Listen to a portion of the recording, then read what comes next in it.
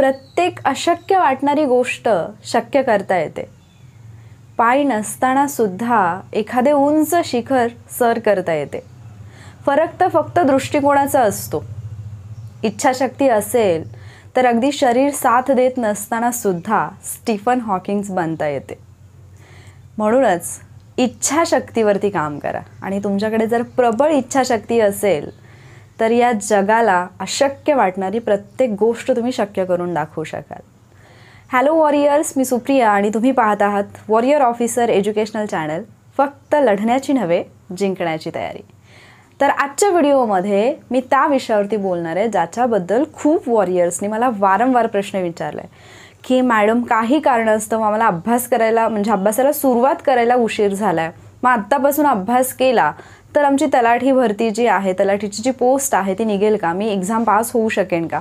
किंवा काही लोक असे आहेत ज्यांनी आधीपासून अभ्यासाला सुरुवात केली आहे मात्र काही कारणास्तव मध्ये गॅप पडला आहे. जसं की काही फॅमिली रिस्पॉन्सिबिलिटीज असतात किंवा काही मेडिकल इश्यूज असतात, कोणाचा ॲक्सिडेंट झाला, काहीतरी अशा अडचणी येत गेल्या की ज्याच्यामुळे अभ्यासात गॅप पडला आणि आता उरलेले जे काही दिवस आहेत त्याच्यामध्ये आमचा जो काही सिलेबस आहे तो अभ्यासून होईल का आणि आम्हाला स्पर्धेत टिकून राहता येईल का. तर अर्थातच याचं उत्तर हो आहे, कारण मी सुरुवातीलाच सांगितलं जर तुमच्याकडे इच्छाशक्ती असेल तर इच्छाशक्तीच्या जोरावरती तुम्ही काहीही मिळवू शकता. मग आता हे सगळं करण्यासाठी केवळ इच्छाशक्ती असणं गरजेचं आहे का, की तेवढंच पुरेसं आहे का?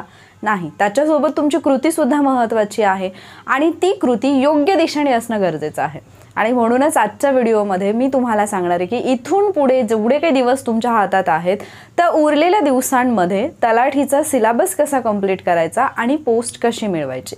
त्यापूर्वी तुम्हाला एक अपडेट द्यायची आहे, ती म्हणजे 2024ची जी कंबाईंड एक्झाम होणार आहे त्याच्यासाठी खूप वॉरियर्स मला वारंवार रिक्वेस्ट करतात की मॅम 2024च्या कंबाईंडसाठी एखादा प्लॅन घेऊन या किंवा एखादी बॅच, एखादं चॅलेंज, काहीतरी का होईना पण घेऊन या. तर डेफिनेटली 2024ची जी कंबाईंड होणार आहे त्याच्यासाठी निश्चितपणे मी काहीतरी घेऊन येईन. त्याच्यापूर्वी तुम्हाला जो काही म्हणजे एक स्टडी स्ट्रॅटेजी जी आहे ती मी तुमच्यासोबत शेअर करेन. कुठल्या गोष्टी आत्तापासून तुमच्याकडे असायला पाहिजेत, मग रेफरन्स मटेरियल असेल किंवा योग्य पद्धतीने तुम्ही कसा अभ्यासाला म्हणजे सुरुवात कशी करायला पाहिजे, प्रीचा अभ्यास करायचा, मेन्सचा अभ्यास करायचा की दोन्हीचा एकत्र करायचा की एक्झॅक्टली काय करायचं, याची डिटेल स्ट्रॅटेजी असणार एक लेक्चर मी घेऊन येईन ज्याच्यामध्ये तुम्हाला हे कम्प्लीट जे अपडेट आहे किंवा जो प्लॅन आहे तो मिळून जाईल.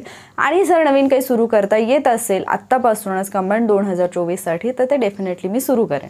आता आपण मेन आपल्या मूळ मुद्द्यावरती येऊयात. तर तलाठी भरतीचा जर तुम्ही अभ्यास करत असाल तर तुम्हाला माहिती आहे की मराठी आहे, इंग्लिश आहे, मॅथ्स, रिझनिंग आहे आणि सामान्य ज्ञान आहे.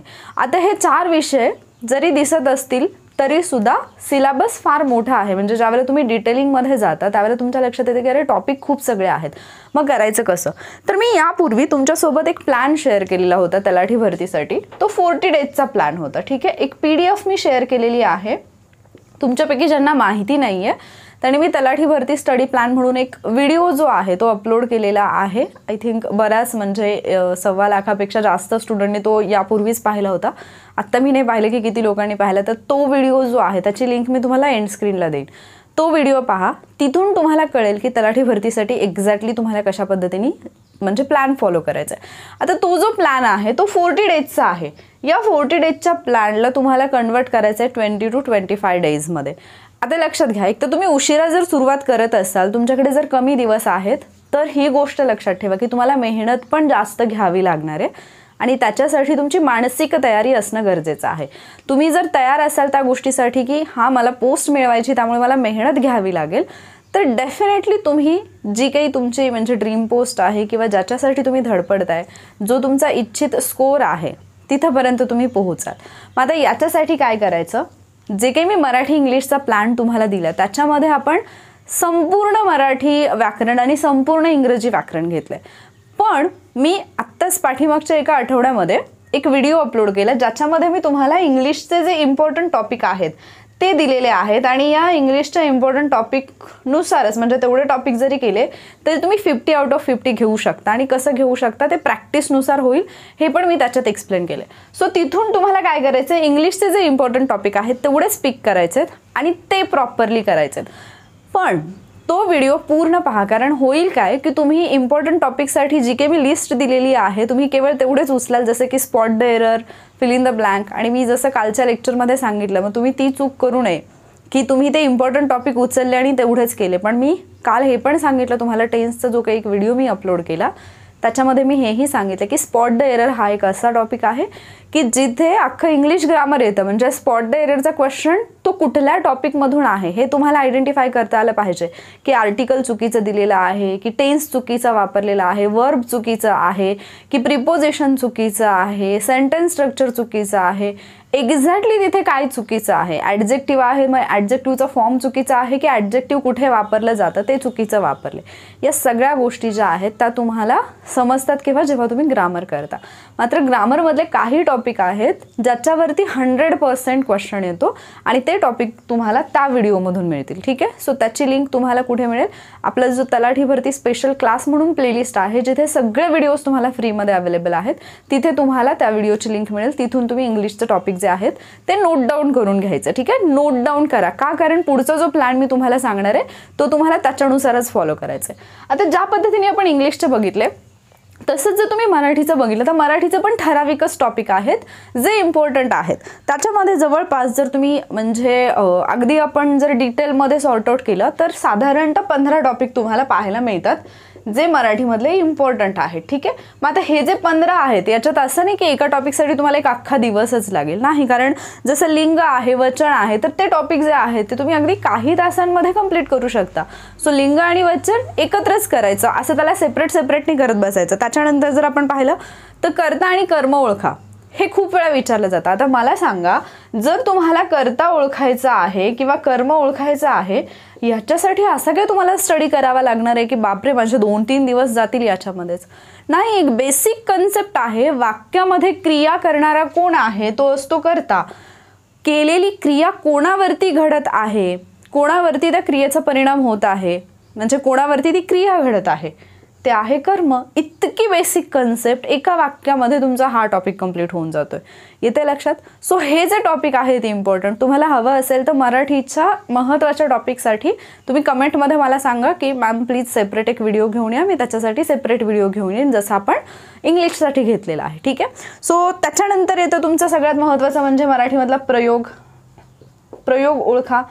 याच्यावरचे प्रश्न येतात. आता प्रयोग हा टॉपिक थोडा मोठा आहे, मग याच्यामधले बेसिक गोष्टी ज्या आहेत ना त्या करून घ्यायच्या. जसं की कर्तरी प्रयोगाची वैशिष्ट्ये काय आहेत, कर्मणी प्रयोगाची वैशिष्ट्ये काय आहेत, भावे प्रयोगाची वैशिष्ट्ये काय आहेत, त्यांच्या व्याख्या पण पहा. या तिन्ही प्रयोगांच्या व्याख्या प्लस त्याची वैशिष्ट्ये आणि त्यांची उदाहरणे, आणि कर्मणी प्रयोगामध्ये स्पेसिफिकली कर्मणी प्रयोगामध्ये त्याचे जे प्रकार आहेत कर्मणी प्रयोगाचे, ते समापन कर्मणी विचारला जातो, नवीन कर्मणी विचारला जातो, तर ते जे प्रकार आहेत ते सुद्धा करून घ्यायचे. मग प्रयोग हा टॉपिक थोडा मोठा आहे, सो याला तुम्हाला अख्खा एक दिवस इन्व्हेस्ट करावा लागेल.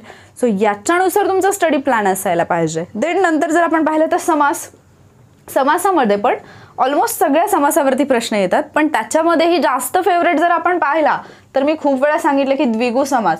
आता द्विगु समास ओळखायला खूप सोपं आहे की पहिलं पद हे संख्या विशेषण असतं.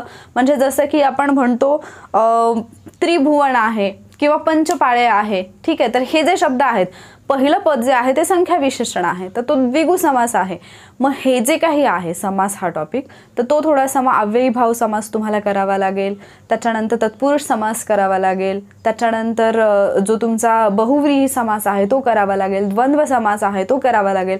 या सगळ्या समासांचे जे टाईप आहेत ते तुम्हाला करावे लागतील. सो याच्यासाठी एक दिवस द्यावा लागेल, कारण हा थोडासा आपल्या अभ्यासाच्या बाहेरचा किंवा अभ्यासातलाच आहे पण थोडासा आपल्याला वेगळा वाटणारा टॉपिक असतो. त्याच्यामुळे या गोष्टी करताना थोडा वेळ द्यावा लागेल. पण जसं मी सांगितलं लिंगवचनला तर जास्त वेळ द्यायची गरज नाही, कर्ता कर्माला जास्त वेळ द्यायची गरज नाही आहे. क्रियापद ओळखणं, सरळ क्रियावाचक शब्द आहे तो तुमचं क्रियापद आहे, त्याला वेळ देण्याची गरज नाही आहे. त्याच्यानंतर शुद्ध अशुद्ध वाक्य विचारलं जातं. अरे शुद्ध अशुद्ध वाक्य हा काय अभ्यासाचा घटक असतो का? आपण जे बोलतो म्हणजे जे शुद्ध मराठीत बोललं जातं ते फक्त तुम्हाला ओळखायचं आहे. भले तुमची बोलीभाषा कुठलीही असेल आणि बोलीभाषेमध्ये तुम्ही कसंही बोलत असाल.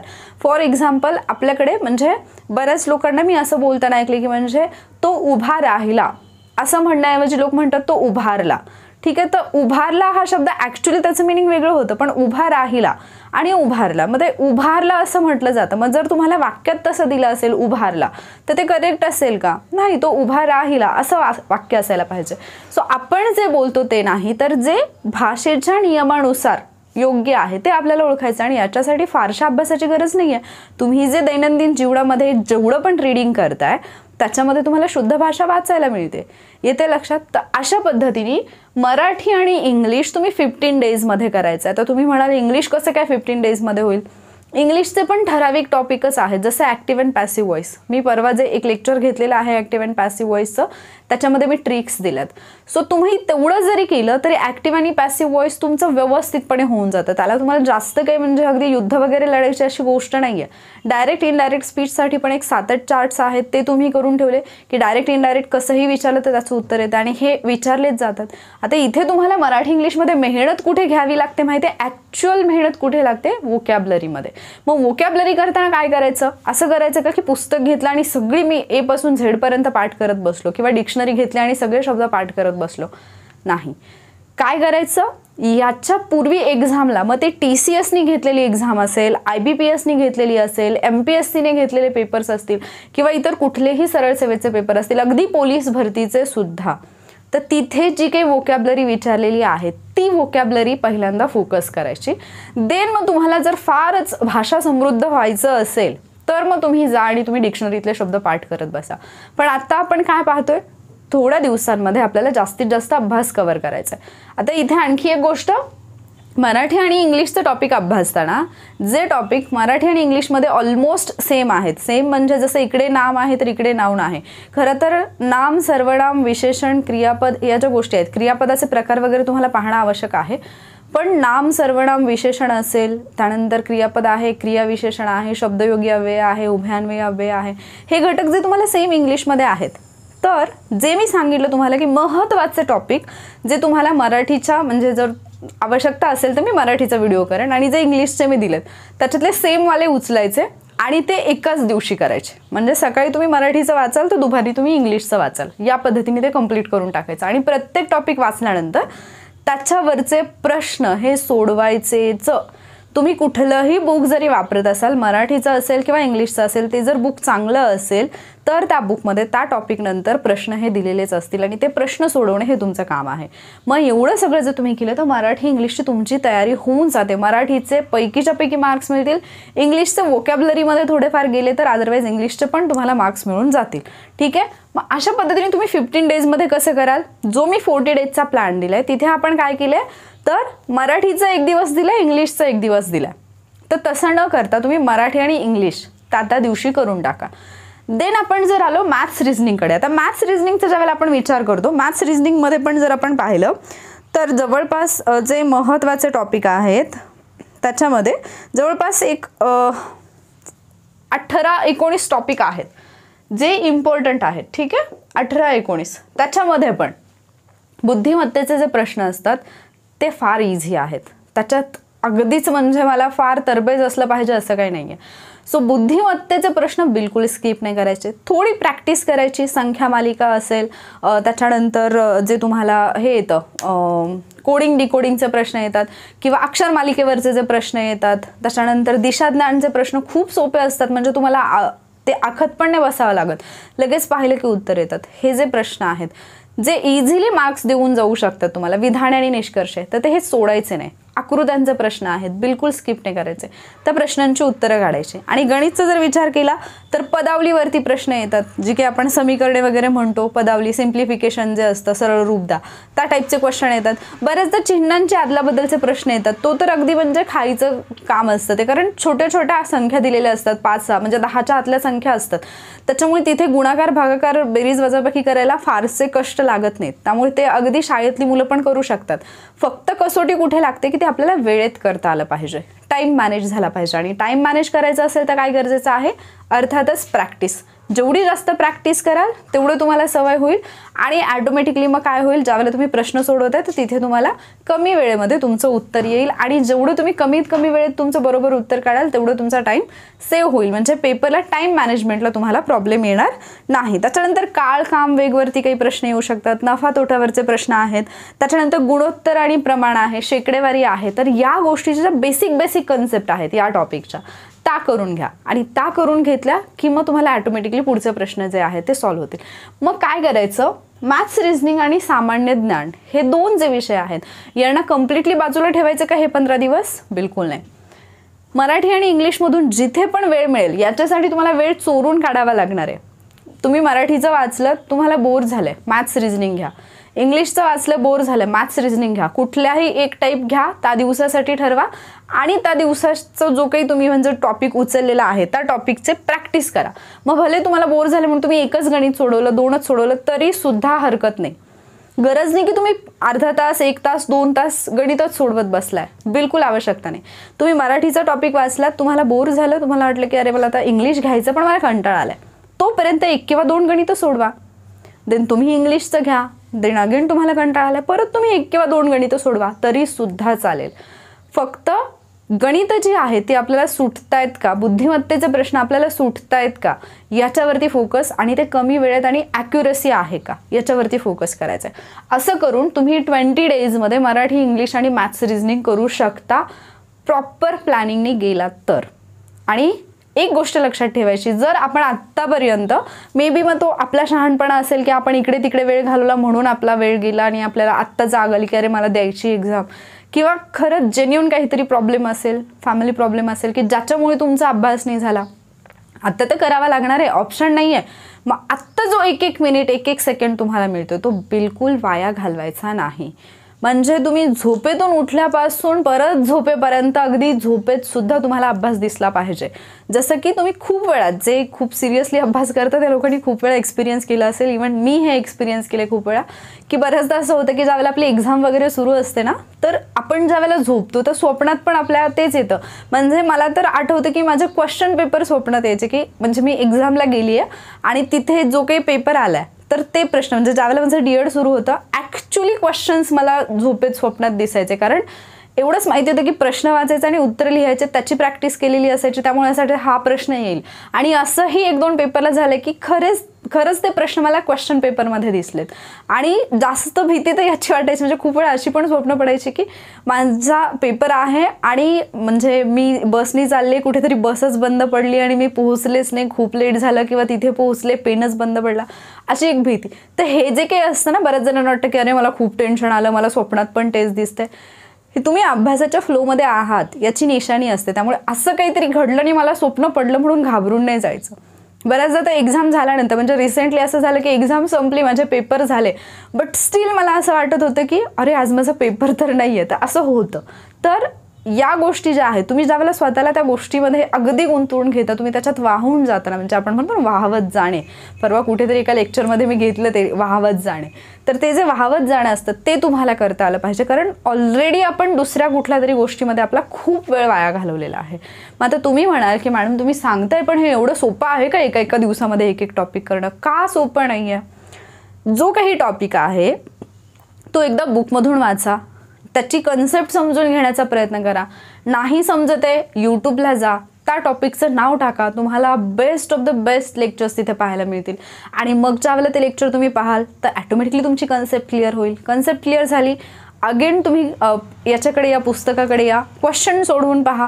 तुमचे जर क्वेश्चन्स बरोबर येत असतील, म्हणजे उत्तरं जर बरोबर येत असतील, आन्सर्स जे काही क्वेश्चन सोडवले त्याचे, तर मग तुम्ही जे काही केले ते तुम्हाला समजले, आणि समजणं हेच गरजेचं आहे. बरं, असंही नाही की आज तुम्ही एखादा टॉपिक वाचला, त्याचे प्रश्न सोडवले, सगळे बरोबर आले आणि परत तुम्ही सोडूनच दिलं, त्याला काहीच म्हणजे पाहिलंच नाही, असं नका करू. 8 दिवसांनी 10 दिवसांनी परत एकदा त्या टॉपिककडे या आणि पहा की तुम्ही जे काही वाचलं होतं, जे काही अभ्यासलं होतं ते तुमच्या लक्षात आहे का की विसरले, हे पाहणं पण तुमचं काम आहे. ज्यावेळेला या टाईपने अभ्यास करा तर डेफिनेटली तुमचा अभ्यास उरलेल्या दिवसांमध्ये सुद्धा होईल. मग आता बाकीचे म्हणतील आम्ही इतके दिवस अभ्यास केला मग आमचं काहीच नाही का? तुम्ही प्रामाणिकपणे अभ्यास केला असेल तर तुम्हाला घाबरायची गरजच नाही आहे.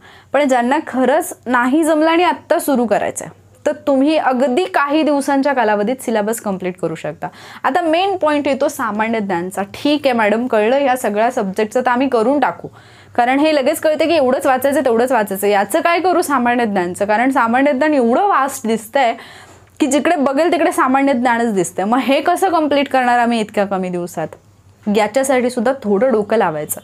सगळ्यात पहिली गोष्ट कुठली करायची असेल, आपल्याला माहिती आहे एक्झाम कोण घेणार आहे? TCS घेणार आहे. सगळ्यात पहिलं काम, TCSनी 2022मध्ये ज्या पण एक्झाम घेतल्यात त्या 2022च्या एक्झामचे क्वेश्चन पेपर घ्यायचे. मग हे तुम्ही कुठूनही घेऊ शकता.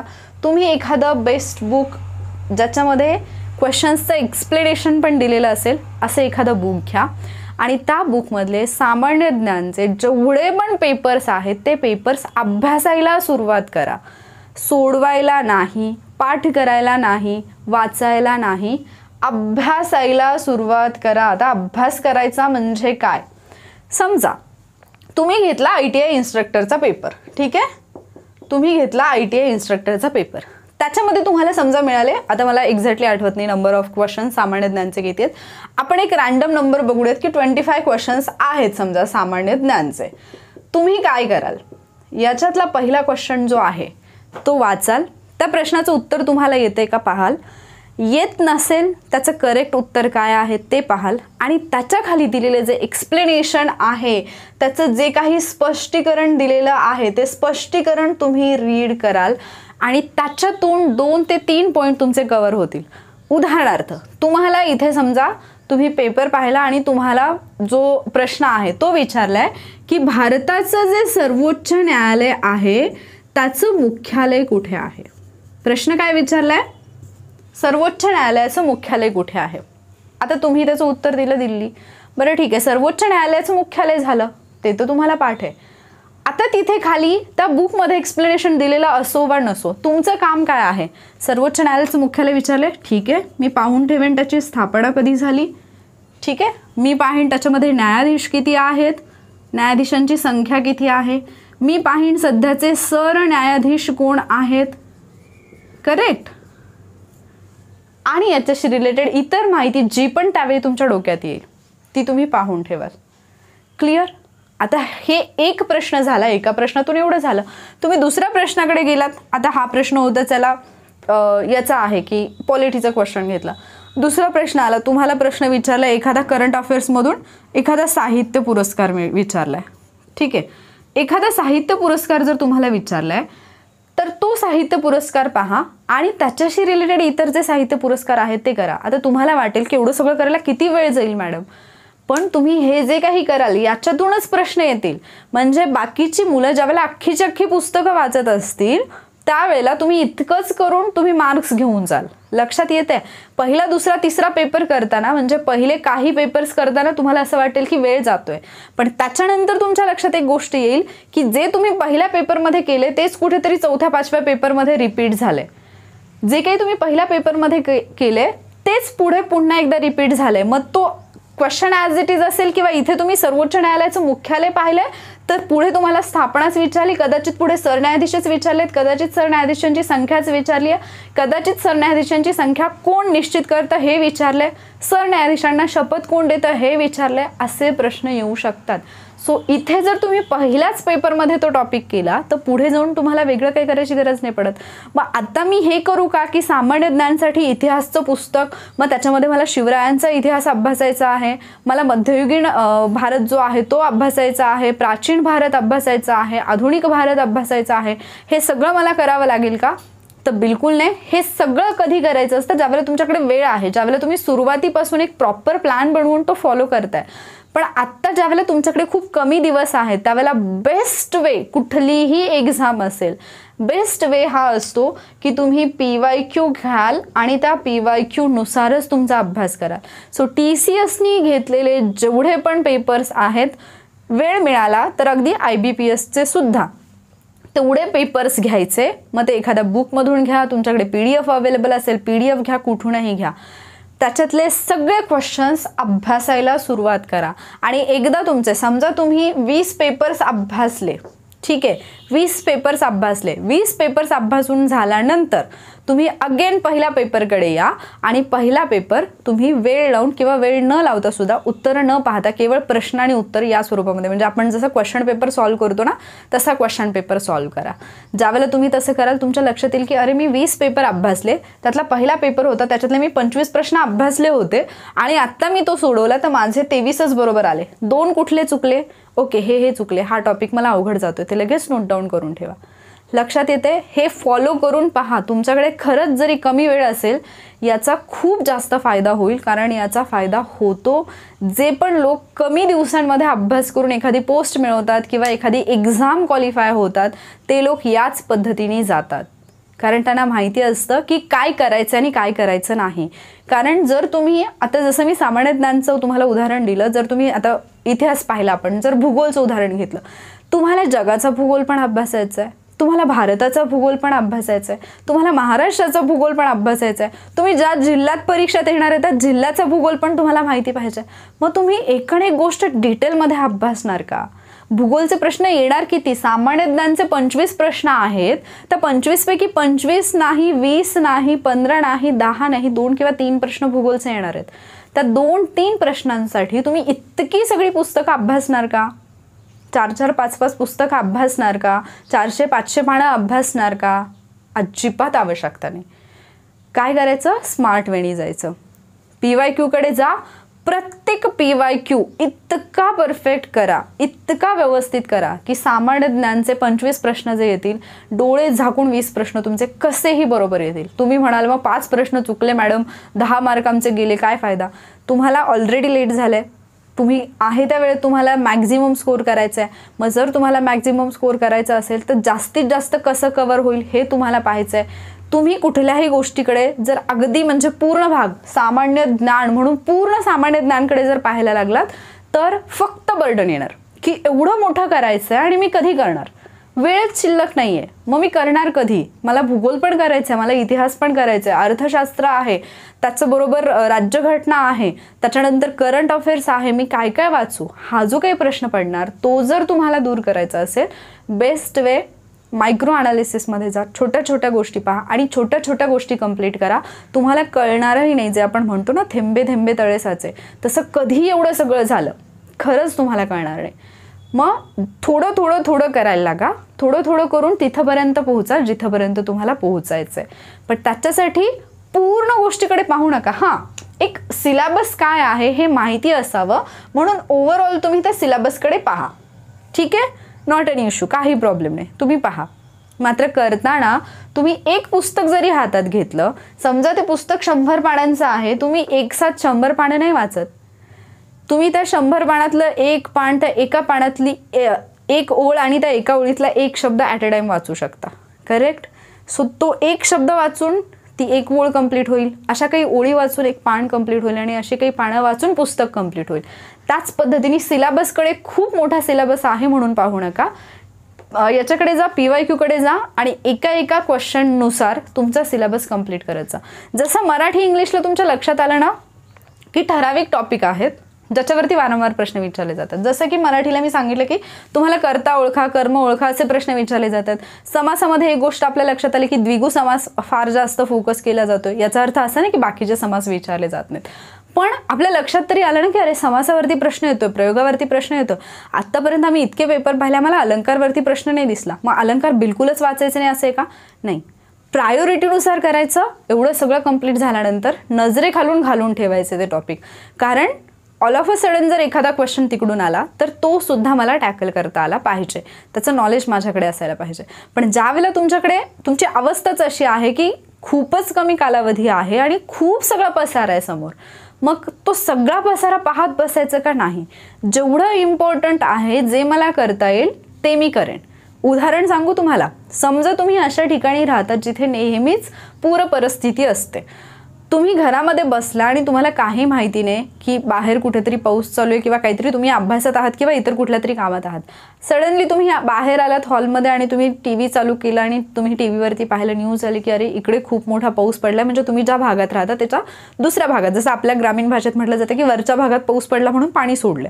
सो सडनली धरणाचं पाणी सोडलेले दरवाजे उघडलेले आहेत आणि तुमच्या गावाला पुराचा धोका आहे. आता ज्यावेळेला ते पाणी येतंय, तुम्ही पूर्ण घर नाही ना उचलून घेऊन जात दुसरीकडे. तुम्ही काय करता, अर्थात घरातली प्रत्येक गोष्ट तुमच्यासाठी महत्त्वाची असते, करेक्ट. घरातली प्रत्येक गोष्ट त्या व्यक्तीसाठी महत्त्वाची असेल. मात्र ज्यावेळेला पाणी वाढतंय, पाणी येणार आहे हे कळतंय, पूर येणार आहे हे समजते, त्यावेळेला ती व्यक्ती प्रायोरिटी ठरवते की काय महत्त्वाचं आहे, मी काय आत्ता घेतलं पाहिजे आणि काय घेऊन मी इथून निघालं पाहिजे. बाकीचं जे राहिले ते राहिले, त्याचं काय होईल ते पुढच्या पुढे बघायला येईल. सेम अप्रोच ज्यावेळेला तुमच्याकडे कमी दिवस आहेत आणि एक्झाम तोंडावरती आली आणि तुम्हाला खूप सगळा अभ्यास करायचा, त्यावेळेला सेम अप्रोच तुम्हाला काय करायचं, इथे इम्प्लिमेंट करायचं आहे. इम्पॉर्टंट काय आहे माझ्यासाठी ते तुम्हाला पिक करता आलं पाहिजे की ह्या एक्झामची डिमांड काय आहे. जसं पूर येणार असेल तर मी कुठेतरी उंचावरती जाऊन बसेन, मी तिथे अडकले, माझी फॅमिली माझ्यासोबत आहे, आम्हाला खाण्यासाठी काहीतरी लागेल, आम्हाला पिण्यासाठी पाणी लागेल, पाऊस सुरू झाला तर अंगावरती ओढून घेण्यासाठी काहीतरी लागेल, एवढाच विचार डोक्यामध्ये असतो. आणि त्याच्यासाठी दैनंदिन ज्या आपल्या गरजा आहेत तेवढ्याच गोष्टी आपण सोबत घेतो. आपल्याला त्यावेळेला लक्षात नाही, अरे माझा फ्रीज एवढा महागडा आहे, मला फ्रीज घेऊन जावं लागेल, असा विचार कोणी नाही करत ना. अरे आमच्या घरात टेबल आहे, आम्ही तो टेबल असा बनवून घेतला, एवढं मोठं फर्निचर केलं, मी फर्निचर घेऊन जाईन, असा विचार नाही करत. त्यावेळेला विचार काय येतो की तिथे काय आवश्यकता आहे, त्या फर्निचरचं नेऊन मी तिथे काय करणार, फ्रीजचं नेऊन मी काय करणार, जे महत्त्वाचं आहे ते आपण उचलतो. सेम एक्झामसाठी तोच अप्रोच जो आहे तो तुम्हाला फॉलो करायचा आहे की या एक्झामची डिमांड काय आहे, या एक्झामला काय हवं आहे. सामान्य ज्ञानचा सिलेबस भरमसाठ आहे. म्हणजे जर सामान्य ज्ञान फक्त अभ्यासायचं म्हटलं तर मला याचेच 16-17 पुस्तकं अभ्यासावे लागतील, सब्जेक्ट वाईज जर गेलात तुम्ही तर. मग एवढी पुस्तकं अभ्यासायची का, नाही. त्याच्यातून जे महत्त्वाचं आहे, जे एक्झामला विचारलं जाईल तेच मला अभ्यासायचे. मग तुमचा अभ्यास यापूर्वी झालेला असेल किंवा नसेल, हा अप्रोच जर तुम्ही फॉलो केला तर तुमचा इथे पण स्कोर येऊ शकतो. मॅथ्स रिझनिंगला प्रॅक्टिसला ऑप्शन नाही, इथे पण तुमचा स्कोर येईल. आणि मराठी इंग्लिश तर एनी हाव इझी आहे. तुमचं म्हणजे बॅकग्राऊंड नाही आहे इंग्लिशचं म्हणून तुम्हाला डिफिकल्ट जात असेल तर जसं मी काही व्हिडिओज घेतलेले आहेत, त्या व्हिडिओजवरून जेवढं काही मी घेतले तेवढं तर तुमच्या 100% लक्षात राहील. जर समजा तुम्हाला आणखी काही टॉपिक आहेत जे अवघड जातात, तुम्ही मला कमेंटमध्ये सांगू शकता, मी त्याच्यावरचे लेक्चर्स डेफिनेटली घेऊन येईन. कारण मी ॲक्टिव्ह आणि पॅसिव्ह व्हॉईसचं घेतलं. मला स्टुडंटनी रिक्वेस्ट केली होती की मॅम टेन्सचं पण घ्या. मी टेन्सचं पण काल एक व्हिडिओ अपलोड केला, तिथे पण मी तुम्हाला बरेचसे ट्रिक्स अँड टेक्निक्स सांगितले. असंच तुम्ही काही सांगितलं तर मी आणखी घेईन. किंवा तुम्हाला असं वाटत असेल की नाही समजत आहे मॅडमनी शिकवलेलं, ठीक आहे, तुम्ही तो टॉपिक यूट्यूबला सर्च करा. जेवढे पण व्हिडिओज तुमच्या सर्चमध्ये येतील त्याच्यामधले तुम्ही जे लेक्चर पाहाल तिथे तुम्ही थोडंसं लेक्चर पाहिले की लक्षात येतं, अरे या शिक्षकांनी किंवा या मॅडमनी शिकवलेलं मला समजतंय. ज्याची पण कोणाची लँग्वेज तुम्हाला समजेल त्याचा तो व्हिडिओ ओपन करा, तो व्हिडिओ अभ्यासा, त्याच्यातून नोट्स काढा किंवा त्याच्यातून त्या कन्सेप्ट ज्या आहेत, जे समजत नाही, ज्या ट्रिक्स असतील त्या लिहून काढा. इथे बिलकुल भावनिक नका हो की मी या मॅडमना किंवा या सरांना पहिल्यापासून फॉलो केले आणि मी ही अकॅडमी हा क्लास सोडून कुठेही जाणार नाही. तुमची पोस्ट निघणं, तुमचा अभ्यास होणं महत्त्वाचं आहे. सो तुम्हाला जे समजते, तुमच्यासाठी जे बेस्ट आहे ते चूज करा.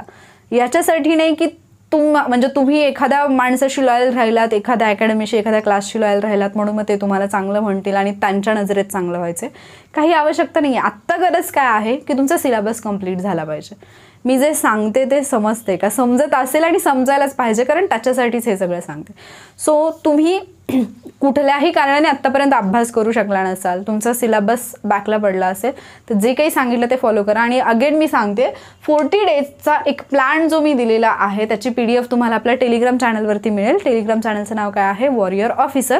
लिंक डिस्क्रिप्शनमध्ये मिळेल, तर तिथून ती PDF डाउनलोड करून घ्या आणि त्याच्यामध्ये तुमच्या आवश्यकतेनुसार, तुमच्या सब्जेक्टनुसार, तुमच्या प्लॅननुसार थोडेसे चेंजेस करा. जसं की मी एका दिवशी फक्त मराठीच दिले आणि मॅथ्स रिझनिंग दिले, तर तुम्ही तिथे मराठी प्लस इंग्लिश आणि मॅथ्स रिझनिंग असं करू शकता. किंवा तिथे सामान्य ज्ञानचं ॲड करा.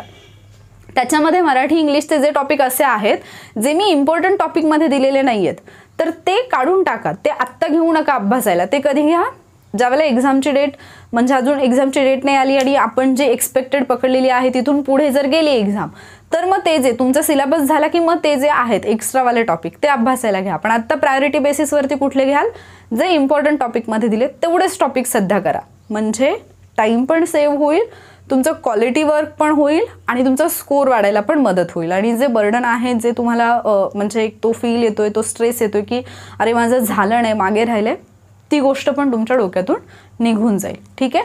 दुसरा मुद्दा, आपल्याच यूट्यूब चॅनलवरती कम्युनिटी टॅबला क्विज घ्यायला मी सुरुवात केली, जिथे मी काही क्वेश्चन टाकत आहे त्याचे आन्सर तुम्ही तिथे देऊ शकता. तुम्हाला करेक्ट आन्सर कुठला आहे, रॉंग आन्सर कुठले ते समजतं आणि जे करेक्ट आन्सर आहे त्याचं एक्सप्लेनेशन पण तिथेच मिळते क्वेश्चनच्या खाली. त्यामुळे चॅनलला सबस्क्राईब केलं नसेल तर सबस्क्राईब करा.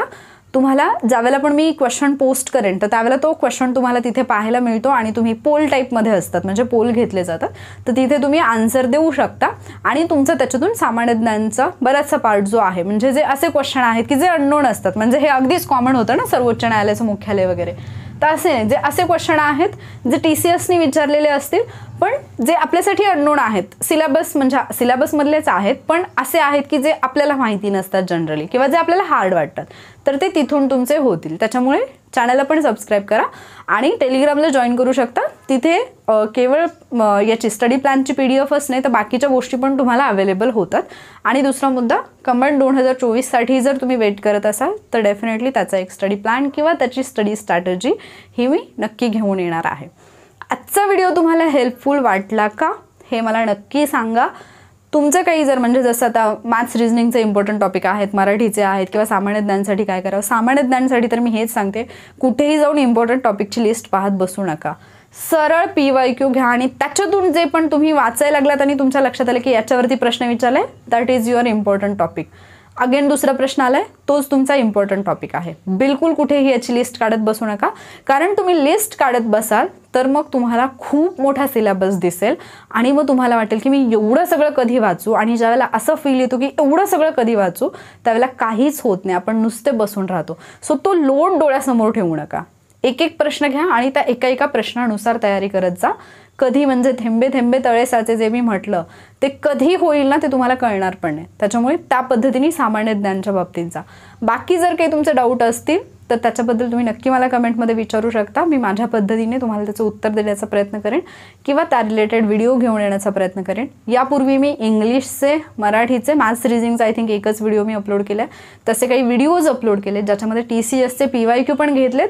इव्हन काही टॉपिक पण आहेत जे मी ट्रिक्सच्या माध्यमातून शिकवलेले आहेत इंग्लिशचे. जर तुम्ही आपल्या चॅनलवरती ते व्हिडिओज पाहिले नसतील तर ते पाहून घ्या. प्लेलिस्ट आहे तलाठी भरती स्पेशल क्लास वॉरियर ऑफिसरवरती, ती मिळून जाईल, तर तिथे तुम्ही ते व्हिडिओज पाहू शकता. खूप जास्त हेल्पफुल ठरतील तुम्हाला येणाऱ्या एक्झामसाठी. हा व्हिडिओ हेल्पफुल वाटला असेल तर लाईक करा. तुमचे काही फ्रेंड्स असे असतील ज्यांनी अजूनही म्हणजे त्यांना पण हाच प्रश्न असेल की अरे मी उरलेल्या दिवसात कसा सिलेबस कंप्लीट करू, तर त्यांच्यासोबतही शेअर करा. आणि जर हेल्पफुल वाटत असतील तर अगेन चॅनलला सबस्क्राईब करायला विसरू नका. लवकरच भेटूयात पुढच्या व्हिडिओमध्ये. थँक्यू.